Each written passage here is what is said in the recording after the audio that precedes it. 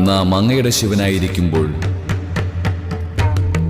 നാം അങ്ങ് ആഗ്രഹിക്കുന്ന രൂപത്തിലായിരിക്കും. നാം നാരായണന്റെ ദൃഷ്ടിയിലായിരിക്കുമ്പോൾ അദ്ദേഹത്തിന്റെ ശിവനായിരിക്കുകയും ചെയ്യും.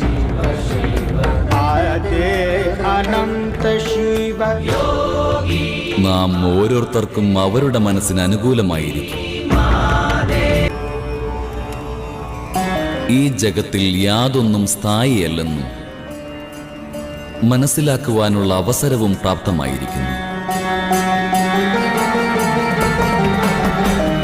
സമസ്തവും പരിവർത്തനപ്പെട്ട് കഴിഞ്ഞിരിക്കുന്നു ലഘുലേശ.